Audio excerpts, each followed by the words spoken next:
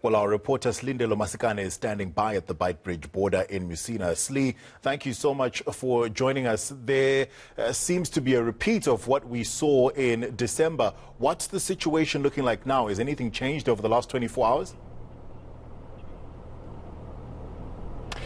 You know, it's much of the same. I must be honest. There's been some movement, I must say, in the past 24 hours as my colleague Joe Matala were making our way back onto the N1 towards the Beitbridge border. Yesterday, the queue was starting almost right towards the town of Musina.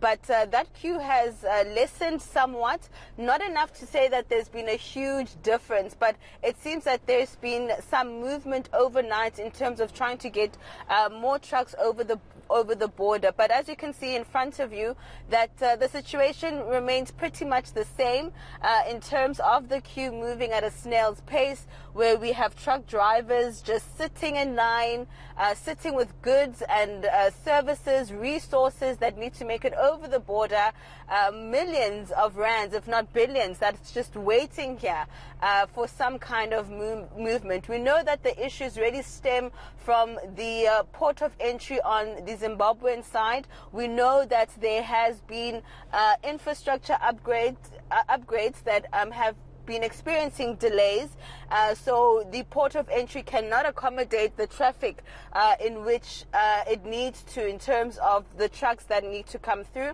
But also there's also an issue around this new levy that's been introduced by these infrastructure upgrades in terms of the truck drivers being expected to pay around $200 just to make it past the border. That's more than 2,000 rand, if I'm not mistaken. So that particular levy, we're told that the Zim port of entry is only allowing cash payments of this particular levy, but there's issues around the fact that not all the drivers will have that on hand readily available.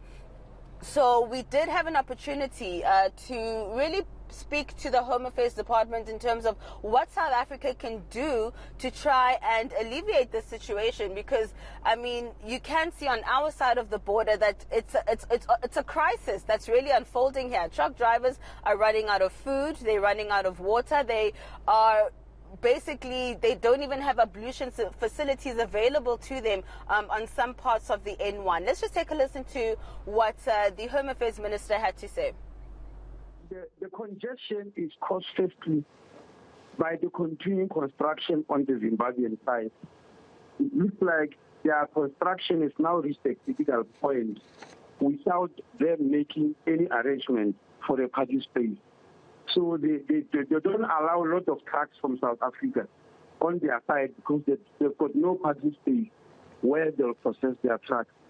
That is the first thing.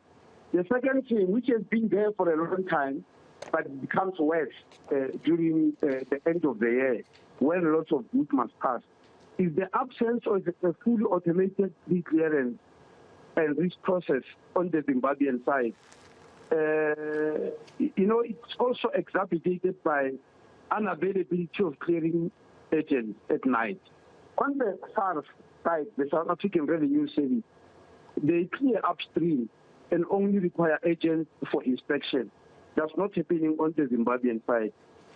Thirdly, they've introduced a toll fee of $200 for small trucks and $340 for abnormal trucks. And they demanded this money cash, which means some truck drivers have to park their trucks, literally run for an ATM or Forex agency to get cash. We have negotiated with Zimbabweans that even though we can't stop them from leaving that, because it's their decision, at least they must accept, electronic payment. And up to the 17th of October, they were still taking this cash, and we are hoping things will improve as we have spoken to them. Slee, it seems like this new levy from the Zimbabwe side came out of the blue. Did the truck drivers, did the freight fraternity know anything about it beforehand? It doesn't seem that way. It seems as though it was introduced, but there was no really enough notification to allow truck drivers to be able to have this $200 levy on hand.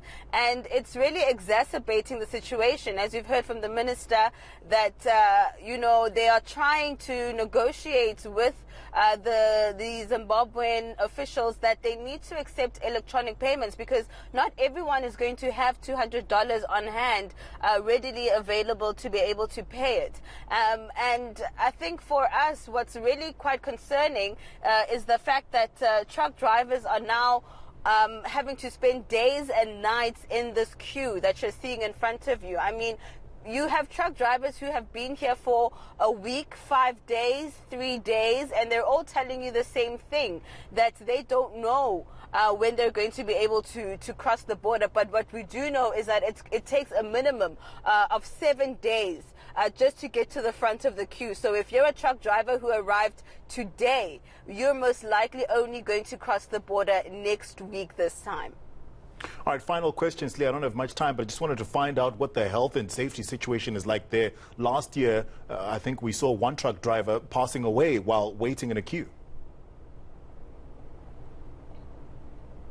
You know, it's a scary situation. It's right at this point in time. We know that there have been 1 or 2 incidents of criminal activity. We know that the truck drivers are left alone overnight, so then they have to turn into securities trying to man their trucks. But it's definitely not a safe situation, and there needs to be an urgent intervention in terms of clearing this backlog. Yeah, and it's quite telling that the entire time you've been talking to us, Lee, you've just been driving down that queue, and it's truck after truck after truck. Thank you so much. Our reporter, Slindelo Masikane.